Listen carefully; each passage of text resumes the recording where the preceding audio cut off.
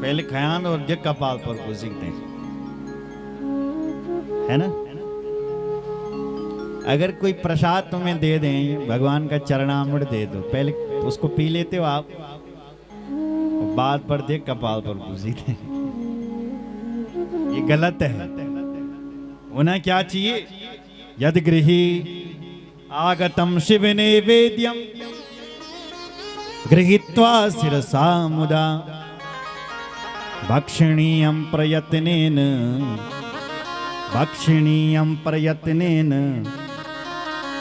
शिव स्मरण पूर्वकम। आगतम शिव नैवेद्यम, अगर कोई आपको शिव जी का नैवेद्य है तो गृहीत्वा शिरसा मुदा, उसको बोला आप अपने सिर से लगाएं, यानी कि बाद में लाणो सिर पर।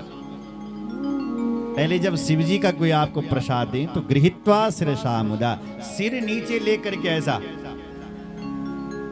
झुका करके पहले प्रसाद लें। जय हो महादेव की। गृहीत्वा शिरसा मुदा भक्षणीयं प्रयत्नेन शिव स्मरण पूर्वकम। पहले शिव जी का प्रसाद खाएं, ये सिर पर लगाएं और भगवान शिव जी का स्मरण करें और तब जाकर के उसको खाना चाहिए। शिव जी का स्मरण करके फिर उस प्रसाद का भक्षण करना चाहिए। और घर भी लिहान बल शिव जी को प्रसाद। बोलो हर हर महादेव, जोर से बोलो, या का आवाज ना होनी। हाँ।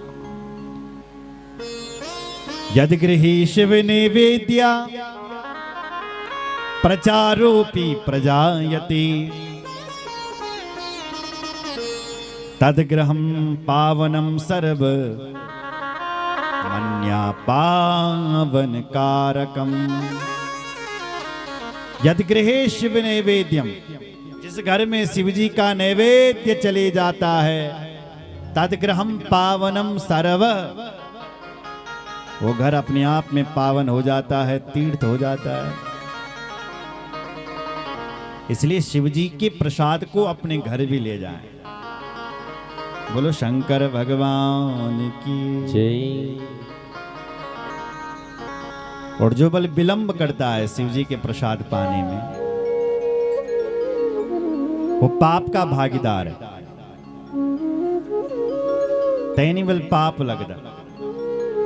आगतम शिव नैवेद्या मन्यता ग्राह्यमित्यपि विलंबी पाप संबंधो भवत्येव हि मानवा। जो प्रसाद ले लेता है फिर कहता है बाद मां खोल में शिव जी प्रसाद, वो तो पाप का भागीदार है। तो क्या करें? बोले शिव जी का प्रसाद कोई आपको दे रहा हो तो तुरंत ले लेना चाहिए। भले आपका व्रत क्यों नहीं है सोमवार का, ले लो, सिर से लगा लो, और जब आपका व्रत खुल जाए तब आप उस प्रसाद को ले सकते हैं। बोलो शंकर भगवान की जय। महाराज फिर ये क्यों कहा गया है कि शिव जी का प्रसाद नहीं खाना चाहिए? बोले देखो, दो प्रकार के लिंग होते हैं, एक चल और दूसरा अचल। अचल जैसे हमारे मंदिर में भगवान शिव जी एक बार बैठ गए, प्रतिष्ठा हो गई। एक चल प्रतिष्ठा भी होती है। तो जो चल प्रतिष्ठा में प्रसाद चढ़ाया जाता है, भगवान शिव जी का भोग लगा, उसमें चंड का अधिकार होता है। पर जो अचल प्रतिष्ठा है उसका प्रसाद आप ले सकते हैं। पर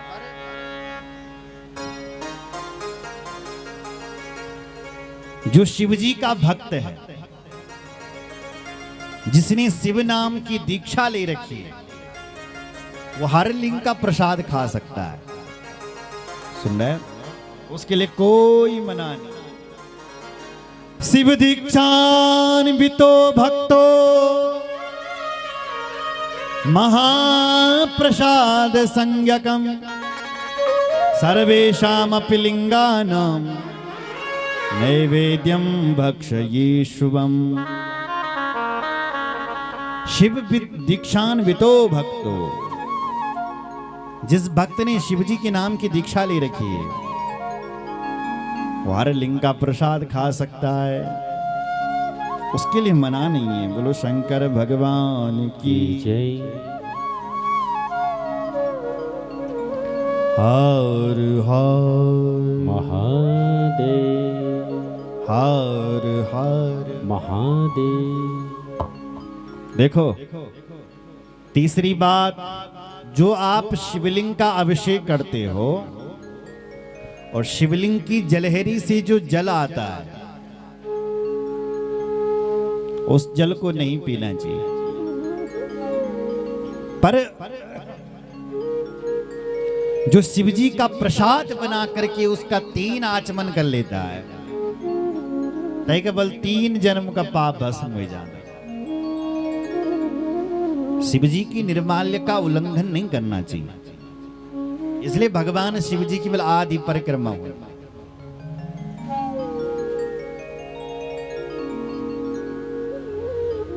नहीं होती।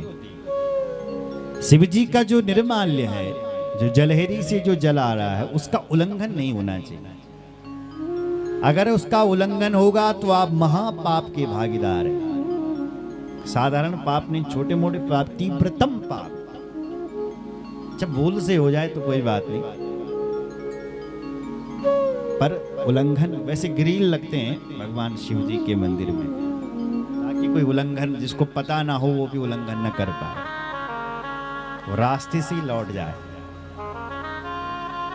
शिव निर्माल्य का उल्लंघन नहीं होना चाहिए। शिव जी का जब आप अभिषेक कराएं तो जलहरी से जो जल आ रहा है वो केवल प्रसाद समझ करके उसके आप 3 आचमन कर सकते हैं। लिखा है स्नापयित्वा विधानेन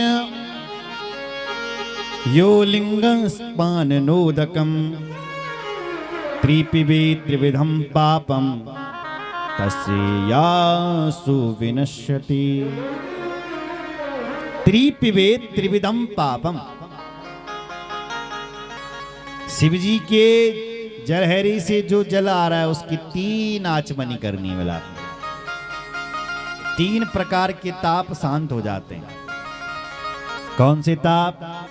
दैहिक, दैविक और भौतिक तापों का नाश होता है। बोलो शंकर भगवान की जय। जो 3 बार उसका केवल आचमन करता है,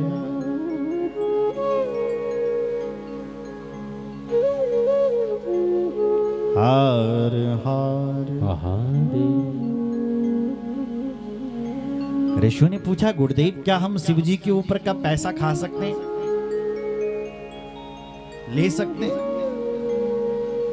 कई लोगों ने कहा है भाई शिवंश नहीं लेना चाहिए, शिव जी के ऊपर का पैसा नहीं लेना चाहिए।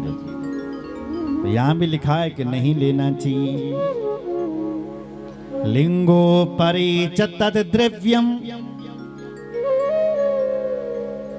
तद्ग्राह्यं मुनीश्वरा सुपवित्रं च तज्ञेयं यल्लिंगा स्पर्शवायत। लिंगो परीच तद द्रव्यम तद्ग्राह्यं मुनीश्वर। हे मुनीश्वरों, शिव जी के ऊपर जो द्रव्य चढ़ाया जाता है, जो पैसा चढ़ाया जाता है, वो अग्रीय है। और यदि किसी ने शिवलिंग से टच करा दिया और फिर पंडित जी को दे दिया तो वो अत्यंत पवित्र होता है। आपसे भी निवेदन है, जब भी आप शिव जी के मंदिर में 100 का नोट, 500 का चढ़ाओ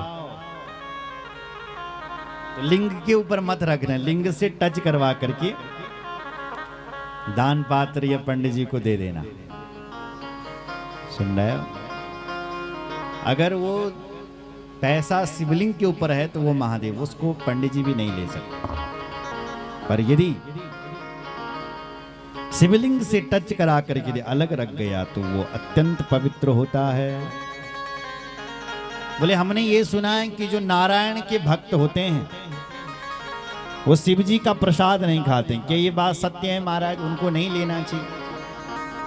कई लोग होते हैं जो नारायण भगवान के कट्टर भक्त होते हैं, वो कहते हैं कि उसमें चंड का अधिकार है, हम तो नहीं खाएंगे शिव जी का प्रसाद। उन वैष्णवों के लिए, उन नारायण भक्तों के लिए कहा गया है कि सुनो, जिस शालिग्राम भगवान की तुम पूजा करते हो, शिव जी का प्रसाद बल आप ला करके भगवान शालिग्राम से टच करवाए और टच करा करके आप उसको खा सकते हैं। आग्रयम शिव नैवेद्यम पत्रम पुष्पम फलम जलम शालिग्राम शिला संगात सर्वम याति पवित्रताम। वो पवित्र हो जाता है जब शालिग्राम भगवान से टच होता है। बोलो शंकर भगवान की जय। हर हर महादेव।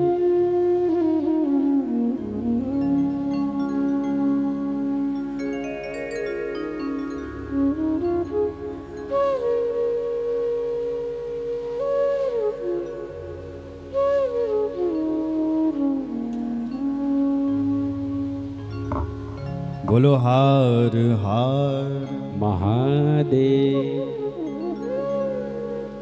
भोले बाबा तेरी नौकरी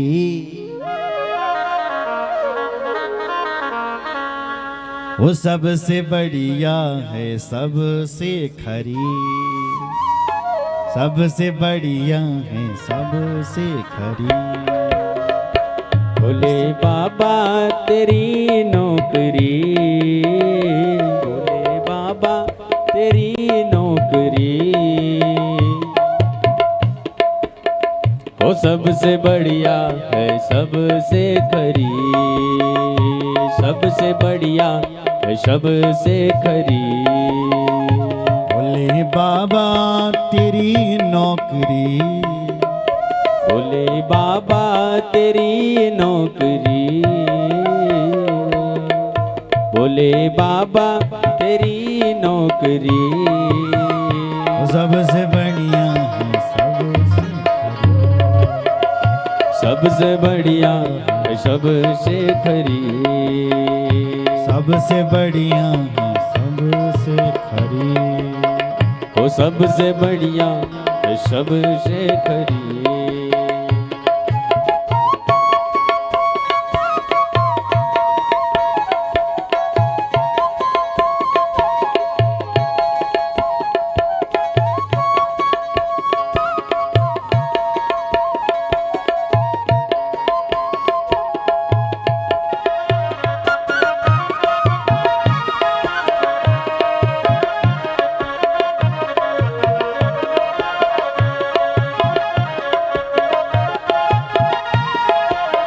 हाथ उठाइए ना।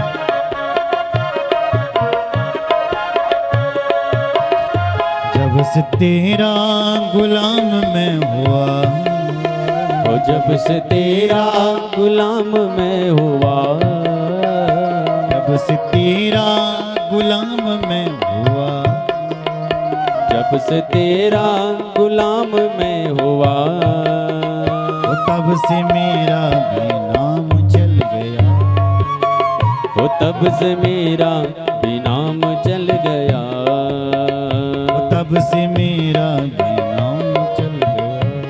हाँ हाँ हाँ, तब से मेरा भी नाम चल गया।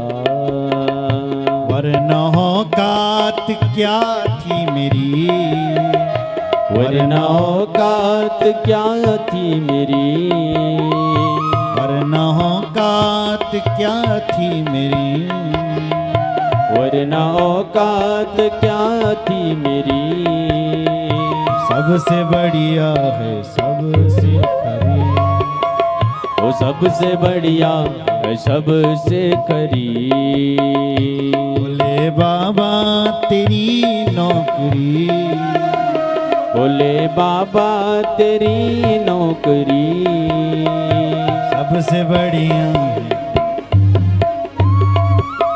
वो सबसे बढ़िया है, सबसे खरी, सबसे बढ़िया है, सबसे खरी, सबसे बढ़िया है, सबसे खरी। हो सबसे बढ़िया है, सबसे खरी, सबसे बढ़िया है, सबसे खरी, सबसे बढ़िया है, सबसे खरी। हरि बोलो शंकर भगवान की जय हर हर महादेव। महादेव स्वरूपोऽयं बिल्लो देवैरपि स्तुता यथा कथञ्चिदेतस्य महिमा जायते कथम।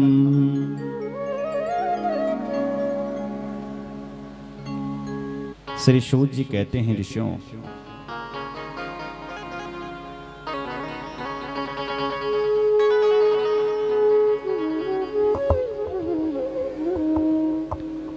ऋषियों ने पूछा महादेव बिल्व वृक्ष की महिमा बताए। श्री सूत जी कहते हैं ऋषियों, बिल्व वृक्ष बल साक्षात महादेव का स्वरूप ही समझना चाहिए। महादेव स्वरूपोऽयं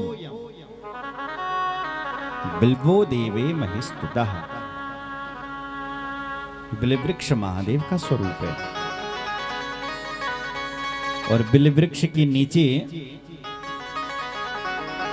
सारे तीर्थ निवास करते हैं। इस क्षेत्र यहां है क्या बिल का पेड़ है? उसके नीचे वे एक एक दीपक जलाया करो। सुन रहे हो?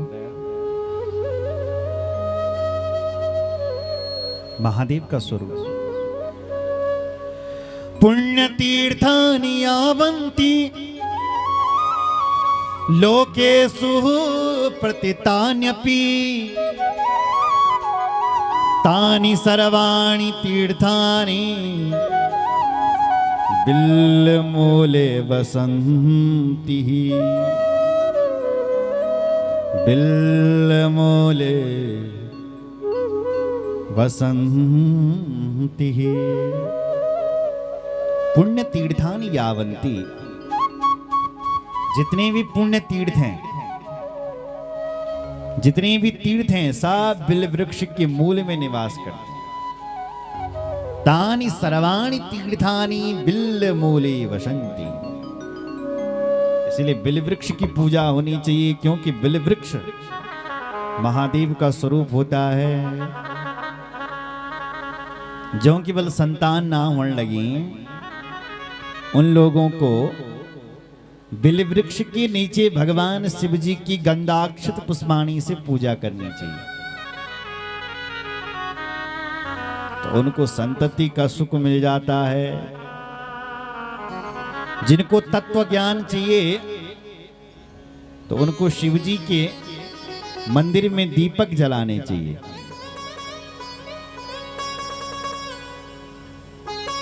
शिव जी के बिल्व वृक्ष के नीचे दीपक जलाने चाहिए। जिनके पास धन नहीं टिक रहा है, उनको बिल्व वृक्ष के नीचे खीर बांटी चाहिए। बिल खीर धन की प्राप्ति होती है। बोलो शंकर भगवान की जय हो। यहां पर बिल्व वृक्ष की महिमा को बताया और आगे ऋषियों ने प्रश्न किया, गुरुदेव आप हमें आगे भस्म, रुद्राक्ष और शिवनाम की महिमा बताई। तो सबसे पहले शिवनाम की महिमा कही कि जिसके मुखार बिंद से शिव जी का नाम निकलता, वो मुख तो अपने आप में तीर्थ है। श्री शिवाय नमस्तुभ्यं मुखं व्याहरते यदा तन्मुखं पावनं तीर्थं सर्व पाप विनाशनम। अभी पूरे भारत में एक ही मंत्र चल रहा है, कौन सा? श्री शिवाय नमस्तुभ्यम। हमारे भारतवर्ष के बड़े कथावाचक हैं प्रदीप मिश्रा जी, जिन्होंने शिव भक्ति का प्रचार इतना किया, हर जगह शिव जी के भक्त पैदा हो गए। लेकिन मंत्र दिया